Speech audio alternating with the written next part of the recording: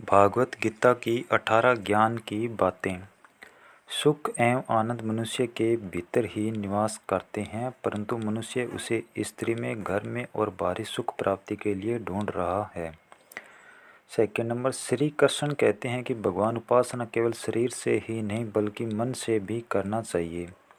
ईश्वर का बंधन प्रेम बंधन में बांधता है। थर्ड नंबर, मनुष्य की वासना ही उसके पुनर्जन्म का कारण होती है। फोर्थ नंबर, मनुष्य इंद्रियों के अधीन है, इसलिए उसके जीवन में विकार और परेशानियां आती है। 5 नंबर, मनुष्य के अंदर धैर्य, सदाचार, स्नेह और सेवा जैसे गुण सत्संग के बिना नहीं आते हैं। 6 नंबर, श्री कृष्ण कहते हैं कि जिस प्रकार शरीर से वस्त्र मेल होने पर बदलते हैं, ठीक उसी प्रकार मन में यानी हृदय में मेले होने से उसे निकाल देना चाहिए। जवानी में जिसने ज़्यादा पाप किए हैं उसे बुढ़ापे में नींद नहीं आती है, उसे वह पश्चाताप में बिताते हैं।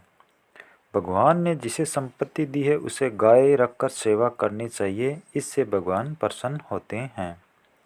जुआ, मदिरा, पान, परस्त्री गमन, अनैतिक संबंध, हिंसा, असत्य, मंद, आस्तिक और निर्दयता, इन सब में कलयुग का वास है, इसलिए इसका और एक नाम है घोर कलयुग। अधिकारी शिष्य को यानी जो ज्ञान प्राप्त करने में परिश्रम करते हैं उससे सद्गुरु, अच्छा गुरु अवश्य मिलता है।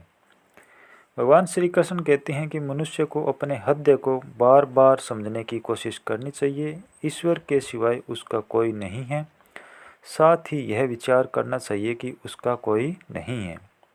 इस प्रमाण में जो भी उसका साथ देगा, भोग में क्षणिक क्षण भर के लिए सुख प्राप्त होता है, साथ ही त्याग में स्थायी आनंद है। 11 नंबर, श्री कृष्ण कहते हैं कि सत्संग ईश्वर की कृपा से मिलता है, परंतु कुसंगति में पड़ना मनुष्य के अपने ही विचारों के कारण होता है।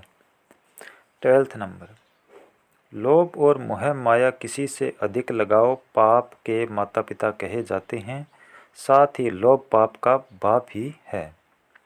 श्री कृष्ण कहते हैं कि स्त्री का धर्म है कि रोज तुलसी और पार्वती का पूजन करे, इससे उनकी सुख समृद्धि हमेशा बने रहते हैं। 14 नंबर, मनुष्य को अपने मन और बुद्धि पर हमेशा विश्वास नहीं करना चाहिए, क्योंकि ये बार बार मनुष्य को दगा देते हैं।